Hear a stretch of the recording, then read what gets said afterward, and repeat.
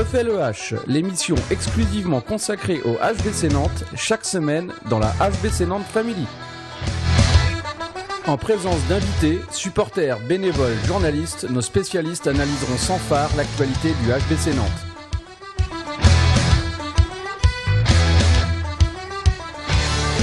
Bonjour à tous, bienvenue dans cette deuxième émission de On refait le H, une émission bénévole faite par des fans pour les fans du HBC Nantes.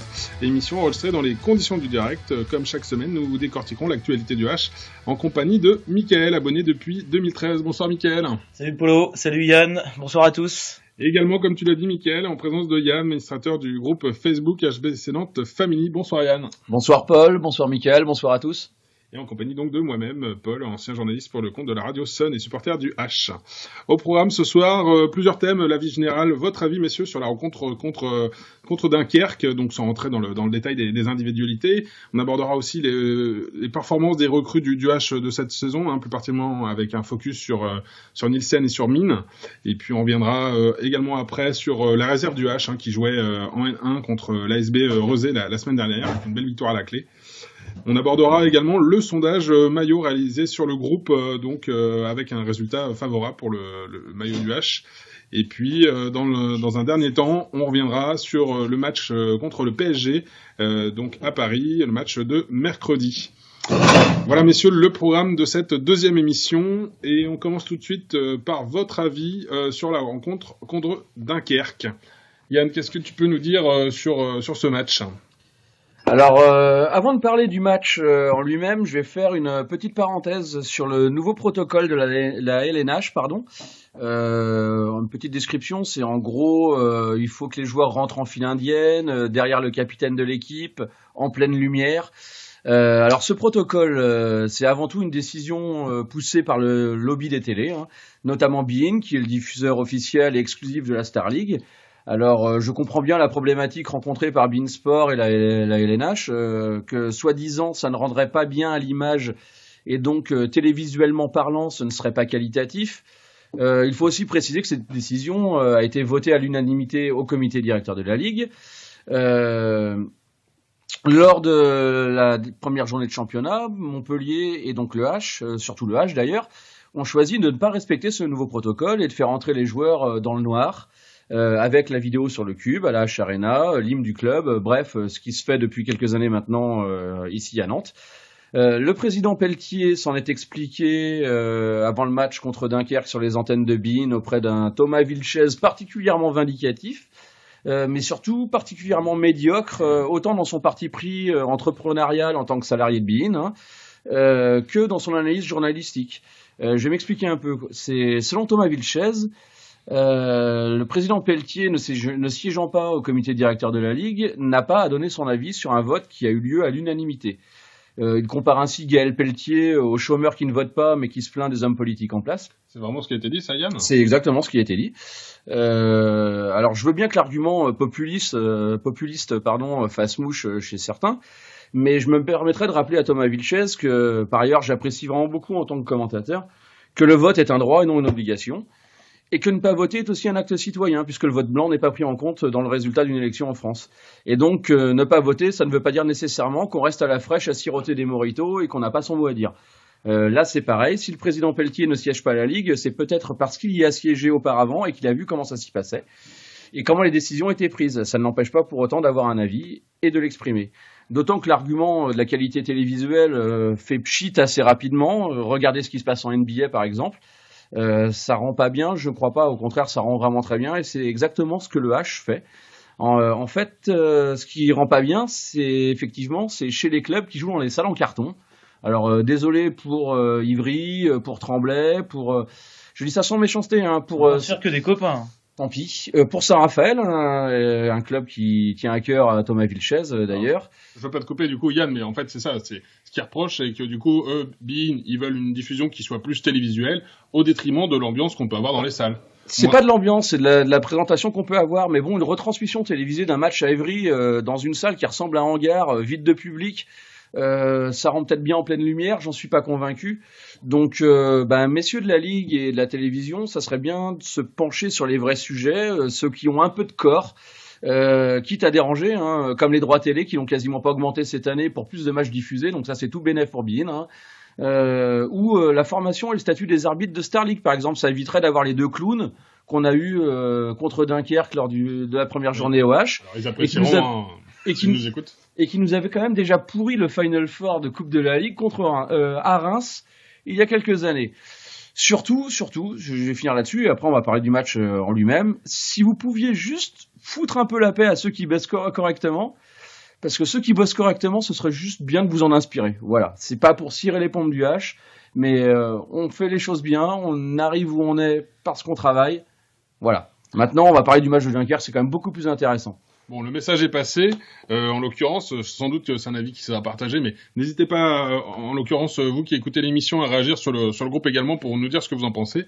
Et ça nous permet, comme tu l'as dit très justement, de rebondir sur le match contre Dunkerque. Mickaël, ce match contre Dunkerque, qu'est-ce que tu en as pensé ? Bah écoute, moi j'ai trouvé le match plutôt intéressant. Voilà, si je devais le résumer en un mot, ça serait vraiment intéressant. J'étais un peu inquiet, j'en avais un petit peu parlé en fin d'émission dernière. La préparation m'avait pas complètement convaincu, il y avait des doutes un petit peu, notamment sur la défense. Le forfait de Roque Félio annoncé le matin du match avait renforcé mes inquiétudes. Et ce match m'a rassuré parce que j'ai trouvé qu'on avait vraiment une belle équipe. C'était bien des deux côtés, en attaque et en défense. Et donc ça m'a rassuré vraiment pour la suite de la saison. Il y a des joueurs comme ça qui ont vraiment marqué ce match pour toi, où tu t'es dit là, il y a vraiment quelque chose d'intéressant? Alors, oui, il y a des joueurs, je le développerai un petit peu après. Finalement, il y a des joueurs qui sont sortis du lot. Je pense que voilà, tout le monde a vu notamment Emile Nielsen. Mais moi, ce que j'ai aimé, c'est surtout le collectif, la cohésion collective. En défense, il y avait un vrai travail collectif. Il y avait un vrai soutien. Il y avait vraiment de la communication dans les arrêts de jeu. On voyait beaucoup les joueurs se parler, une vraie envie d'aller de l'avant ensemble. Pareil, en attaque, on a senti qu'il y avait une vraie envie de mettre quelque chose en place. Moi, perso, j'ai pris beaucoup de plaisir à voir l'équipe jouer en attaque. Le jeu était vraiment sympa. Et c'est vrai que j'étais resté sur des a priori de fin de saison dernière où on était vraiment dans le laborieux. Et là, vraiment, on a pris plaisir. Alors, tout n'a pas été parfait. Alors, on sent qu'il y a des automatismes qui doivent se mettre en place. Il y a des erreurs qui sont faites.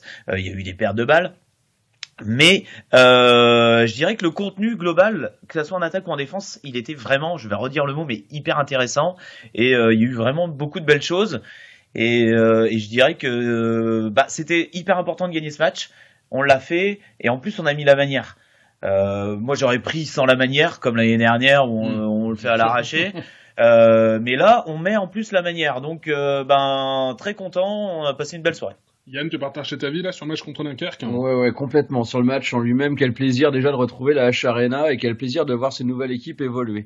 On trépignait tous d'impatience, hein. Ça faisait longtemps qu'on attendait nos joueurs. Les matchs de prépa nous laissaient un peu sur notre faim. Alors moi, j'ai beaucoup aimé le jeu à l'espagnol, la sollicitation des ailiers, ce qu'on ne voyait plus depuis un bon moment au H. Et on pourrait même le faire encore un peu plus. On pourrait le faire même un peu plus. La solidarité défensive, en l'absence de piliers comme Rock et Dragan et Rock au dernier moment. Moi, j'avais prédit des buts lors de la dernière émission. J'avais prédit un 34-31. Bon, c'est pas ça, mais 29-24, c'est pas mal quand même. En tout cas, c'est beaucoup moins angoissant que le 20-19 de l'année dernière. Donc, je suis vraiment satisfait de cette première. Ouais, je partage tout à fait l'avis de Mika là-dessus. L'absence de Rock, vous l'avez senti ou ça a été géré correctement par l'équipe? Ils sont appuyés sur d'autres rigueurs défensives sans doute, mais... Là, ça a été bien géré, je trouve. Après, Roque Félio, quand il est en forme et quand il est dans ta défense, c'est un plus, quoi qu'il arrive. Tu le supplées pas comme ça. Mais... j'ai envie de dire, pour ce que nous a proposé Dunkerque, c'était suffisant. Est-ce que ça sera suffisant pour plus gros, parce que je sais pas combien de temps Rock va rester indisponible. C'est plus difficile à dire, mais en tout cas, là, moi j'ai trouvé que ça s'est bien passé. Tourna s'est mis assez régulièrement au patron de la défense. Je trouve qu'il Cavalcanti aussi. Il a les épaules. Cavalcanti l'a bien fait aussi. Bon, est-ce que ça sera là aussi Dunkerque? pas forcément proposé non plus une attaque extraordinaire. Donc c'est ça où dans les mêmes conditions face à un adversaire plus entreprenant. C'est ça, où le bas blesse, mais où je vais mettre un léger bémol, c'est faut relativiser la performance des Nantais. C'est sur la faiblesse offensive de l'USDK. Les gars sont quasiment à 40%. Parce qu'on a aussi eu un grand gardien. Parce qu'on a eu un grand gardien, parce qu'on a aussi une chouette défense. Mais c'est Rock, Dragan qui sont absents, c'est pas anodin. Et Gourbi qui c'est important aussi. Qui a une lecture du jeu que personne n'a au sein du club et donc qui te chip énormément de ballons en interception, qui sait toujours où se placer. Oui, c'est sûr que l'USDK, c'est un club qui défend énormément, donc ils nous ont posé des difficultés en défense et on arrive à en mettre 29 et c'est très bien. Et c'est pour ça que je suis très satisfait du jeu proposé. En attaque, ils n'ont pas trop existé quand même, donc c'est le bémol que j'aurais, c'est que l'adversaire était pas très costaud en attaque. Et puis le bémol de nous, c'est trop de pertes de balles, 10 pertes de balles sur un match. Bon, il y a un joueur que j'aime bien, mais là, il fait le match. Mais si on résume, il a quand même mis un peu ses gants en peau de pêche. Une absence de Rock bien gérée. Je dois revenir sur les pertes de balles que Yann a souligné. Alors oui, il y en a eu. Oui, c'est logique parce que il y a quand même beaucoup de joueurs nouveaux sur la base arrière et que les automatismes, faut que ça prenne du temps. Oui, mais quand on te donne le ballon dans les mains, que tu le perds et que tu tombes sur le pied, j'allais y venir. Donc le joueur non cité mais incriminé entre guillemets, c'est Olivier Niokas et justement je voulais dire un petit mot sur Olivier Niokas parce que j'ai entendu plus que j'ai lu, j'en ai lu quelques-uns sur le groupe Facebook, mais j'en ai surtout entendu au bar après le match, beaucoup de gens me dire Niokas, qu'est-ce qu'il perd comme ballon, les mains en pot de pêche ou tout ce que tu veux. Oui, alors oui, il a perdu 3 ballons dans le match, dont 2 très grossiers. C'est vrai, qui ont été relevés par des hauts. 3 ballons, c'est un tiers des pertes. Oui, non mais d'accord. Mais par contre, il met 5 buts. Dont 3 magnifiques et 2 à un moment où on était dans le trou. Si vous avez l'occasion de regarder le match, les 2 en fin de première période. Les deux, on est à 11-11 en fin de première période, on est dans le trou, Dunkerque est en train de revenir, offensivement on n'y arrive plus. Qui c'est qui fait la différence sur 2 buts sur 3? C'est Niokas par des exploits personnels, comme peu de joueurs peuvent le faire au sein de notre effectif. Alors voilà, ce Niokas, j'en avais un peu parlé la semaine dernière, il a ce petit truc de folie, il est capable de faire la différence. Et moi, il m'a fait lever de mon siège sur ces 2 buts-là, parce qu'ils sont magnifiques, et sur ces coups de folie, il est capable de faire la différence, et de faire sauter un verrou qu'on n'était plus capable de faire sauter depuis 3-4 actions. Alors oui, il y a de la perte, mais il y a des trucs aussi qui sont géniaux. Et voilà, c'est Niokas. Il y a des erreurs, mais il y a des trucs magnifiques derrière. C'est intéressant ce que tu dis, Mickaël, parce que du coup, effectivement, on va être sévère avec lui sur 3 pertes de balles qui vont être un peu grossières, mais à côté de ça, on va pas relever non plus les moments cruciaux où il est là pour relancer l'équipe quand il en a besoin. C'est ce que je voulais relever là-dessus. On l'avait évoqué un peu sur je titille quand je fais ça, mais on l'avait évoqué un peu lors de la première émission. C'est un joueur à risque. C'est un joueur à risque par ses blessures, mais c'est un joueur à risque dans son jeu. Et on peut pas demander à un joueur qui prend autant de risques d'être à 100% sur tout. Donc, exactement. Après, les erreurs de perte de balle, là, étaient... Il y en a 2 qui sont grossières, c'est vrai. Il y en a 2 qui sont grossières, c'est vrai. À ce niveau-là, pour un joueur international, c'est vrai, il y en a 2 qui sont... c'est limite. Après, ce qui nous fait le match qui sort, après, il a 5 sur 6 derrière, il apporte. Parce qu'à un moment donné, mais c'est pas lui. Je titillais lui parce que je sais qu'il y a les gens ont la sarbacane et attendent. C'est ça, qui glisse pour lui envoyer une petite flèche. Mais c'est surtout 10 pertes de balles pour l'équipe en général. C'est pas pour incriminer un gars, c'est trop. Voilà, c'est trop. Est-ce que ces erreurs-là, elles sont pas aussi à relativiser par rapport au match? Le match, on l'a gagné. Est-ce qu'il faut pas aussi en tenir compte? Ça fait partie du jeu, on peut pas tout réussir. Non, puis c'est une équipe de balles sur un match qu'on perdrait à un but, très justement. Mais c'est comme le disait Mickaël très justement, il y a aussi une nouvelle équipe avec des automatismes à créer et c'est tout à fait normal qu'à un moment donné les joueurs se cherchent un petit peu. Même s'il y a eu 6 semaines de préparation, c'est tout nouveau. On évoquait comme ça les individualités. Donc Olivier, il y a un joueur dont vous avez parlé tout à l'heure, moi qui m'a marqué aussi à titre personnel, c'est le gardien, Emile Nielsen. Qu'est-ce que vous pouvez nous dire sur son match? Vas-y Yann. Que dire, que rêver de mieux qu'un premier match à domicile dans ta nouvelle équipe, dans ton nouveau club, dans une salle surchauffée, et sortir un match à 15 arrêts sur 39 ou 38, je ne sais plus, mais en tout cas 39%. Légitimement une équipe qui tient grâce à son gardien et ses performances complètement dingues pour un premier match. Il a que 22 ans. À la 56e, il y a quand même les 5600 spectateurs qui se lèvent et pour une standing ovation et citer le nom du gars. Ça l'a... Il reste impassible, hein. Ouais, ça l'a particulièrement ému après, hein. Ouais. Il disait s'il avait jamais connu ça avant. Alors, je vais pas vous mentir, je regardais pas tous les matchs de Skjern, hein. Mais, donc je sais pas si la salle était pleine.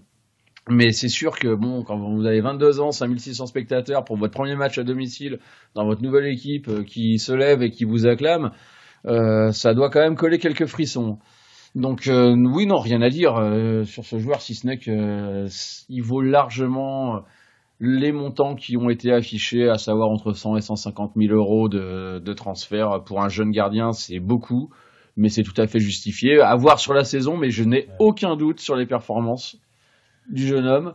Je ferai juste une petite parenthèse, c'est Cyril Dumoulin. Faut pas l'oublier, c'est pas parce que Nielsen a fait un super match que il jouera plus. En fait, on a une paire de gardiens fantastiques cette année. Voilà. Michael, c'est un avis que tu partages justement sur Nielsen, sur Dumoulin? Bah oui, bah de toute façon Nielsen là, avec le match qu'il fait, je veux dire, je veux bien trouver le mec qui l'a pas trouvé bon sur ce gars-là, quoi. Je veux dire, oui évidemment, c'est impossible de pas le trouver bon. Cherchez pas l'homme du match, il est là, hein, clairement. Il a été monstrueux, donc ouais voilà. Après, ben ouais, comme Yann il a dit, où t'as à peine insisté dessus, j'allais te couper, mais bon, t'en as un petit peu parlé, mais ouais, il faut voir sur la durée ce que ça va donner. On va voir notamment mercredi dans une grosse rencontre. Faut voir sur la durée ce que ça va donner, mais en tout cas, bon, la performance de jeudi dernier, elle est exceptionnelle. Et concernant Dumoulin, bah déjà, j'ai hâte de le revoir sur le terrain parce que c'est un joueur et un bonhomme que j'apprécie particulièrement. Et bah, j'espère qu'il va nous revenir en pleine forme. Et aujourd'hui, de toute façon, dans le handball, il faut deux gardiens. N'importe quelle des grandes surtout quand équipes on joue les deux compétitions gardiens. que veut jouer le H aussi. Exactement, surtout quand on a les ambitions du H, voilà. avec tout le respect que j'ai pour Arnaud Siffer et Kevin Bonnefoy. La deuxième partie de saison l'année dernière, on a un pourcentage d'arrêt de gardien qui est famélique et forcément ça peut pas vous emmener à très haut niveau quand vous tournez à 15, 14, 13% d'arrêt. Émile va pas nous sortir 39% à chaque fois. Clairement. Comme l'attaque, on était à 71%. Si Émile est à 39 et que nous on est à 71% de réussite, on est sûr d'être champion, hein. On n'est pas loin en tout cas. On sait que ça va pas être tout le temps comme ça, mais c'est sûr qu'avoir une paire de grands gardiens, c'est essentiel. C'est essentiel pour viser le très haut niveau. Mais excuse-moi Paul, le sondage qu'on a mis sur le groupe HBC Land Family sur Facebook légitime en fait les propos qu'on a, puisque la grande majorité, Émile a été plébiscité par les gens qui étaient soit impressionnés pour ceux qui ne le connaissaient pas, soit pas surpris finalement, puisque les prestations qu'il avait faites avec Skjern contre nous lors des 2 années où on l'a rencontré en Ligue des Champions, il avait déjà été remarqué à cette époque-là. Hein, voilà. Bien sûr. Pour son talent et puis pour sa coupe de cheveux aussi. Je fais une petite parenthèse. Alors merci pour la parenthèse esthétique, dirons-nous. J'éviterai d'un point de vue personnel d'aborder la question capillaire. On continue sur les performances des recrues du H. On a évoqué le cas Nielsen. Un petit mot sur Mine, Aymeric Mine, comment il a été là sur le match? Oh bah oui, évidemment, un petit mot sur Mine. Bah moi, c'est le joueur que j'attendais le plus. J'adore le joueur et j'avais vraiment hâte de le voir sous nos couleurs. Bah moi, je l'ai trouvé bon. Il peut faire beaucoup mieux, clairement, mais je l'ai trouvé bon offensivement et je trouve qu'il commence déjà à mettre sa patte sur le match, sur notre jeu. On sent l'influence de Mine assez directement. Il peut être à la pointe comme ça du jeu, Mine. Oh. C'était obligé, ça? Non, c'était pas obligé. Non. Alors du coup, voilà, je sais plus ce que je disais. Ah si, oui, Mine, voilà, il met sa patte sur notre jeu d'attaque. clairement, ça commence à se ressentir. Il est capable d'accélérer le jeu. Il a une belle vision. Là, ce qui lui a manqué, c'est la finition. Mais bon, il fait 2 super actions qui finissent sur la barre et sur le poteau. Sinon, il aurait été à 3 buts. Et en plus, c'était des super actions. Donc, il peut faire mieux, je veux dire, pour marquer. Mais offensivement, déjà, je trouve qu'il apporte. Et moi, là où je l'ai beaucoup aimé, c'est défensivement. Je l'ai trouvé hyper intéressant parce que quand on le voit, c'est pas le physique le plus impressionnant de notre ligne de défense, mais il est toujours bien placé. Il a un sens du placement et ça va avec sa vision du jeu qui l'aide en attaque. Et ben en défense, il est toujours bien placé et mine de rien. Alors putain, mine de rien, je l'ai refaite. Je m'étais dit qu'il fallait pas que je la fasse et je l'ai refaite. Non, mais mine de rien, voilà. Voilà, bref. Et ben, il apporte énormément en défense, pas forcément par son physique, mais par son placement, son sens du jeu et tout ça. Et là-dessus, je l'ai trouvé super intéressant. C'est plus un sens du jeu finalement aussi qu'une barrière on sent physique. Que c'est inné chez lui. Il transpire le handball, ce mec. Yann, c'est un avis que tu partages aussi. Hein. J'ai rien à ajouter en fait par rapport à ce qu'a dit Mika. C'est le joueur que j'attendais le plus. J'ai aucune surprise quant à son niveau de jeu. Il peut faire beaucoup mieux, comme a dit Mickaël. On attend mieux, mais ce qu'il a fait est déjà très bien. Il peut faire beaucoup mieux. Je suis pas surpris aussi que sur le sondage, les supporters l'aient plébiscité. C'est le joueur clé dans notre organisation de jeu offensive, en tout cas.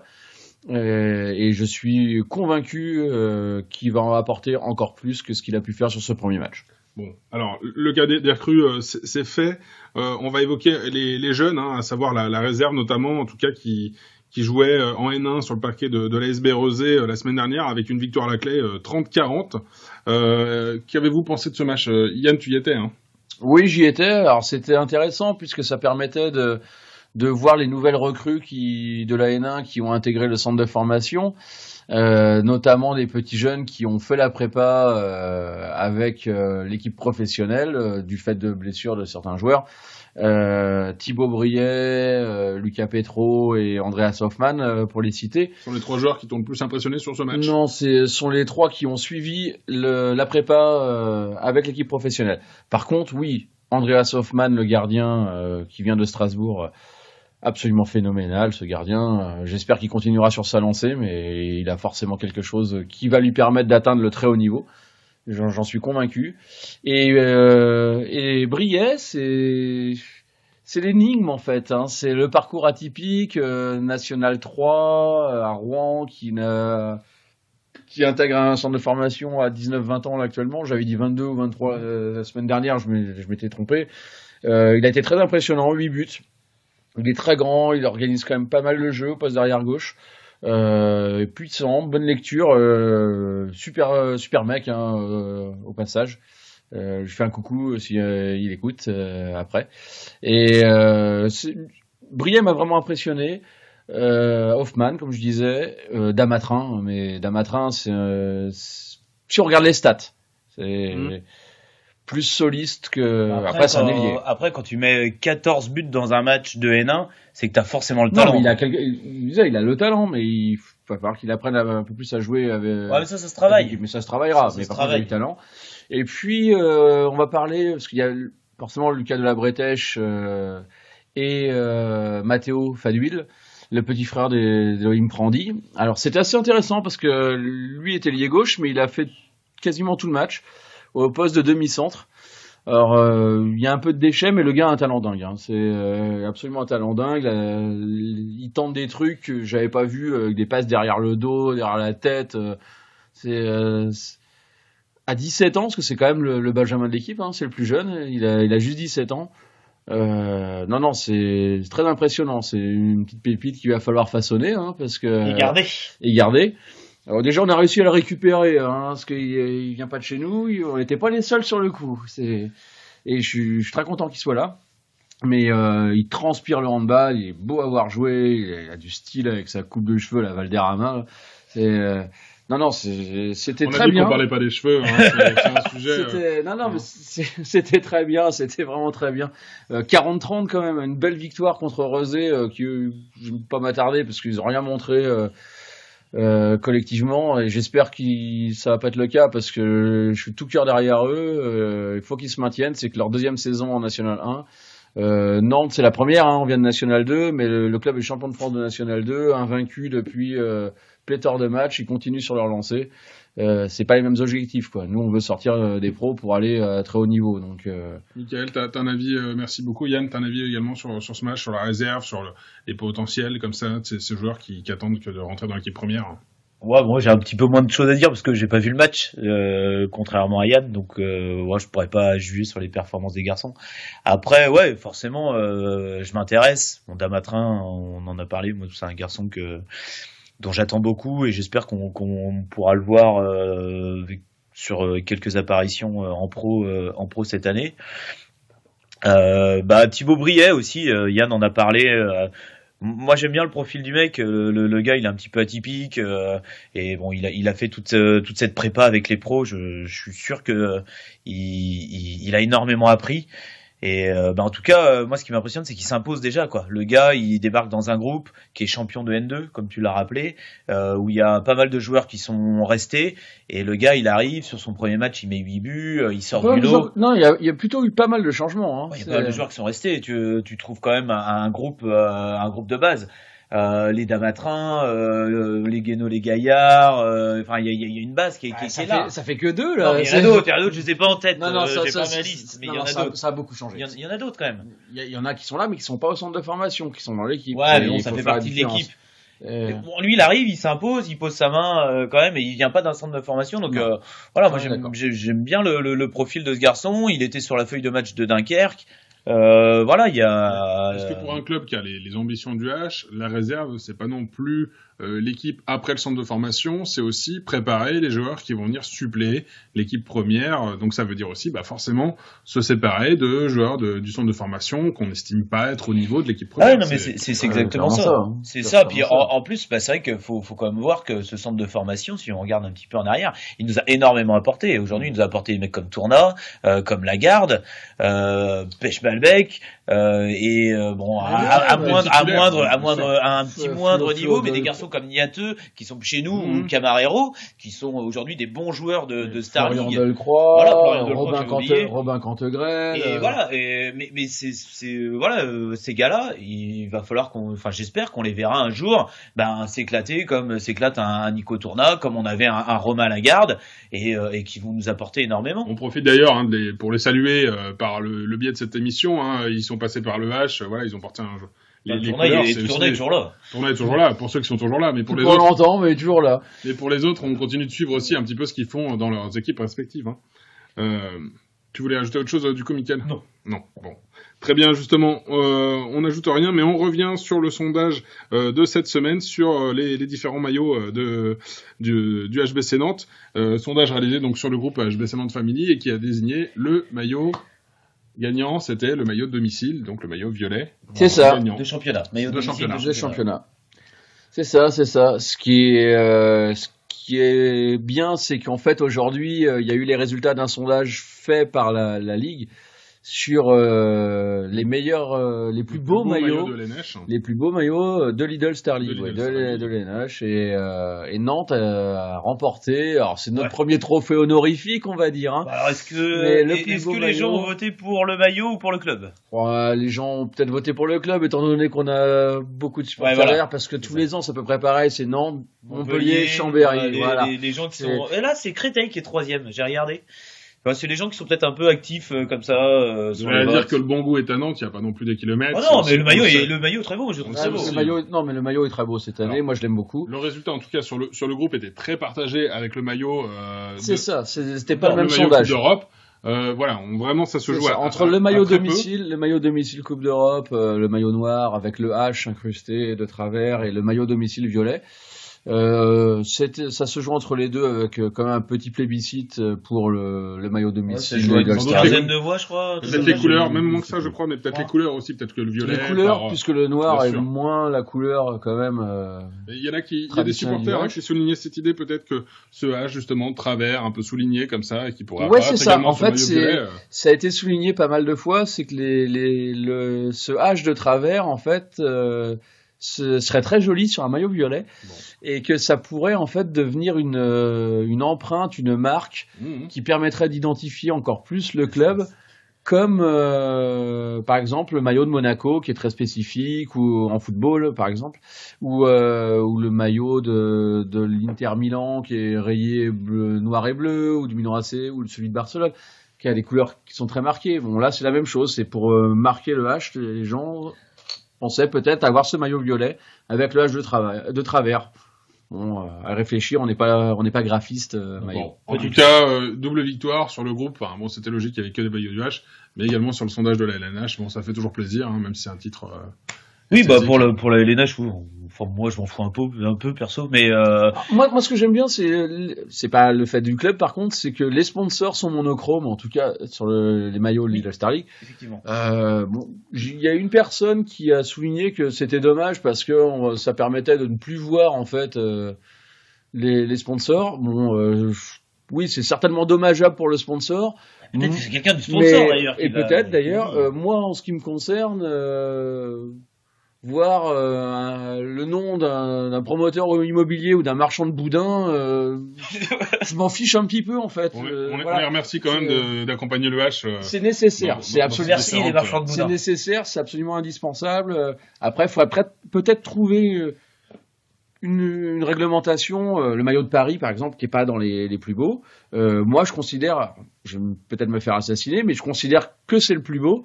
Pour une raison simple, c'est qu'en fait, il a qu'un seul sponsor. Alors, c'est un sponsor qui met des milliers et des cents dessus, donc forcément. C'est la différence. C'est peut-être que Paris peut se permettre d'avoir un seul sponsor, étant donné l'argent qu'ils mettent à côté. Non, mais bien sûr. Mais forcément, ça fait moins sandwich, quoi. Voilà. Bon. On a bien entendu, en tout cas, ce qui convient de retenir, c'est que le H a gagné cette victoire de l'esthétisme. Alors, l'esthétisme, est-ce que ça sera le pied d'appel pour le prochain match qui nous attend à Paris contre les Parisiens? Est-ce que ça va compter? Est-ce que le fait d'avoir le plus beau maillot risque de les mettre un petit peu en difficulté? Ah bah si on compte sur le nombre de sponsors le maillot, ça risque de les aveugler, donc ça peut être une force, on sait jamais. Bon là c'est un petit pic. Mais non, je sais pas. Deuxième pic, puisqu'on y est. Hein, si on suit en fait les propos de Thomas Vilches, qui avait été très cohérent par rapport au protocole de l'LNH. Il a tenu des propos aussi tout à fait cohérents quant à la prestation future du HBC Nantes contre le Paris Saint-Germain, puisque a priori notre prestation contre Dunkerque était d'un tel niveau que de toute façon nous n'existerions pas contre le PSG. Oui, il a pas dit ça aussi. Ah si, en plein match. Qui ferait aussi sévère quand même. Qui ferait faire beaucoup mieux pour pouvoir exister contre le Paris Saint-Germain. En tout cas, pour ceux qui veulent vérifier, voilà, vous pouvez aller sans doute vérifier. Alors moi, en ce qui me concerne, moi je suis un optimiste. Je coupe vite fait, mais entre faire beaucoup mieux pour exister, et on va pas exister, c'est pas la même chose quand même. Oui, il va falloir faire beaucoup mieux contre Dunkerque. Je suis assez d'accord avec lui. On va pas exister, là je serais pas d'accord. Mais non, je suis pas d'accord non plus, on va pas exister, non on va exister. Et mon optimisme BA me laisse à penser qu'il est très possible qu'on puisse faire une performance là-bas. Après, on se souvient de match contre Paris qui avait été disputé quand même, où Paris s'était réveillé au fil du match, mais clairement, Nantes, c'est aussi une grosse confrontation. On a été pendant un bon moment. Le match, on a été pendant un bon moment la bête noire du Paris Saint-Germain. Hein. Je pense que le dernier Final Four où les trois équipes françaises étaient présentes, lorsque Montpellier est champion d'Europe contre nous, Paris ou Montpellier, peut-être pas Montpellier, mais Paris et le Vardar devaient souhaiter très grandement de tomber sur le HBC Nantes parce qu'on était le petit pousset nouveau dans la compétition Final Four. Paris s'en rappelle encore. Hein. Je pense que c'est la plus grosse désillusion de Final Four qu'ils aient eu jusqu'à présent.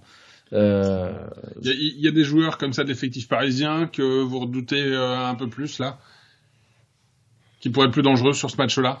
Non, c'est le groupe. Ils ont une équipe qui est phénoménale. Ils ont un peu perdu à l'aile gauche avec Gensheimer qui est rentré chez lui, Reine Karloven, mais et le remplaçant c'est pas un peintre non plus, c'est jusqu'à 40 ans. Voilà, il l'a remplacé. Gensheimer avait 32 ans, je crois. Hein. Son remplaçant en a 40. Est-ce que forcément sur le terrain Ouais, mais bon, le gars. C'est pas une question d'âge. Là, pour moi, le gars est tellement bon. Même elle en termes d'explosivité. Non, mais c'est une question de niveau. C'est une question de niveau. Après, le gars peut être fatigué, mais bon, ils ont quoi derrière? Ils ont Naï, tout ça. Pouvoir combler, donc voilà, c'est pas Paris en fait. Moi Paris, il y a rien en fait qui m'inquiète chez Paris. C'est pas Paris qui m'inquiète. c'est pas Nantes non plus, mais en fait c'est plus je me focalise sur Nantes, sur le H et sur comment nous on va être. Si nous en fait on est bien et qu'on prend pas l'eau dès les premières minutes et qu'on a plus le temps s'égrène et plus en fait on a un score serré, plus on a les moyens à un moment donné de les faire douter. C'est juste nous. Paris sera à son niveau de toute façon quoi qu'il arrive. C'est un vrai test pour l'équipe aussi pour ce deuxième match du championnat d'affronter comme ça Paris dès le départ. Ouais, après, juste pour rebondir ce qu'a dit Yann, tu dis que Paris t'inquiète pas, moi Paris m'inquiète, perso. Quand je vois un effectif comme celui-là qui se dresse contre nous, ça m'inquiète. Surtout que... Je considère que vous avez un effectif qui était beaucoup plus beau et beaucoup plus complet l'année dernière que cette année, donc... Plus complet, je sais pas, plus fort peut-être pour le changement Gensheimer-Sigurdsson peut-être, mais sinon non, c'est énorme, c'est énorme, c'est plus fort que nous. Comme on l'a dit en début d'émission, nous on a rendu une belle copie contre Dunkerque, mais on se cherche quand même. Il y a beaucoup d'automatismes à mettre en place. Et c'est vrai que jouer Dunkerque dès la deuxième Paris dès la deuxième journée. C'est pas l'idéal. J'aurais préféré qu'on les prenne avec un jeu plus en place, avec une équipe qui aurait un peu plus tourné. C'est donc les propos que je tiens, c'est plus le regard par rapport à notre équipe. C'est sûr que si on les avait joués dans 6 ou 7 semaines et qu'on avait pu avoir plus de temps pour pouvoir en fait construire notre jeu d'attaque et de défense et récupérer nos blessés aussi, c'est pas que ça. Oui, forcément. Là, ça tombe tôt pour ces raisons-là. C'est que l'équipe est nouvelle, les joueurs sont nouveaux, il y a des blessés. Donc, mais c'est aussi compliqué. Énorme en face. C'est aussi Bien sûr énorme en face. Même est-ce que l'argument, on peut pas vous le retourner, dire aussi, Paris, c'est un début de championnat, peut-être qu'ils sont pas non plus au fait de toutes les. Non, ils ont 3 nouveaux joueurs. L'équipe, les gars, ils se connaissent par cœur. Est-ce qu'il y a la même implication avec les mêmes attentes sur les objectifs? Est-ce que c'est déjà impressionnant. Si vous avez vu le match de trophée des champions, ce qu'ils ont mis à Montpellier, il y avait pas photo. Et Montpellier, c'est énorme aussi. Donc Montpellier est en construction aussi. Ils ont des objectifs très élevés, mais ils ont aussi tout un effectif qui a été modifié. Mais je pense que c'est un petit peu au-dessus de nous quand même. Mais non, Paris, c'est énorme. Il faudrait vraiment un vrai miracle, je pense, pour qu'on aille gagner là-bas. Mais après, c'est du sport. C'est aussi pour ça qu'on aime. C'est aussi pour ça qu'on aime le sport. Et sur un match, tout peut arriver. Pour qu'on gagne là-bas, il faut qu'on ait un Emil Nielsen au moins au même niveau que contre Dunkerque. Il faut que l'attaque soit encore meilleure sans perdre de balles. Et puis il faut un pari un petit peu en dessous. Je pense que si on l'avait joué à domicile, j'aurais peut-être pas le même discours parce que avec le public qui pousse derrière. Mais là, ça va être compliqué. Après, comme vous l'avez rappelé, il y a un historique. Et ça, je pense que c'est le point qui peut être positif pour nous. Il y a un historique avec le PSG et ça, le PSG, ils l'oublient pas. Ils savent que quand ils jouent contre Nantes, ils ont une grosse chance de perdre. Ça reste dans les têtes. Chez nous, ça fait un moment maintenant qu'on a du mal contre eux. On va pas. La saison dernière, on les a pas battus, mais si tu regardes, on les a pas beaucoup bousculés non plus, à part chez nous. Mais si tu regardes les années avant, il y a des joueurs qui sont là. Nantes, c'est toujours un petit peu synonyme de match compliqué, match à la con, match qu'ils peuvent perdre. Et ça, je pense que ça peut jouer dans notre faveur si jamais ils ont du doute. Si on arrive à les faire douter, si on n'arrive pas à les faire douter. Alors justement, si tu devais faire un pronostic pour ce match contre Paris, qu'est-ce que si je fais un pronostic pragmatique, je pense qu'on va perdre de 5 buts. Plus 5 pour Paris. Ouais. Et toi, Yann, de ton côté, tu te sens comment? Je vais pas changer d'avis par rapport à ce que j'ai dit avant. Mon optimisme BA m'interdit de voir autre chose qu'une victoire.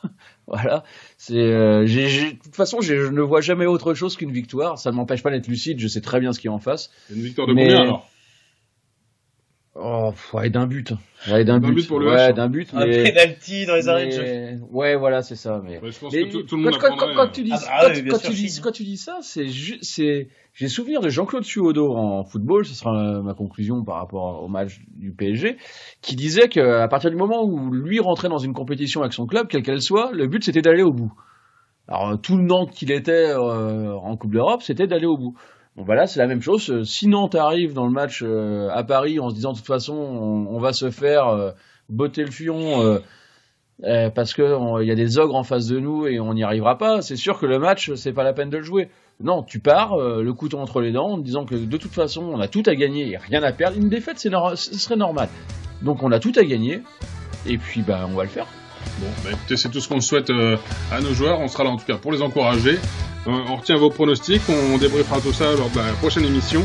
Et puis, hâte d'en discuter après ce match contre Paris. Exactement. Merci messieurs, et on se dit à très vite pour ce 3e numéro d'On refait le match. Merci à vous, à bientôt. Merci, bonsoir.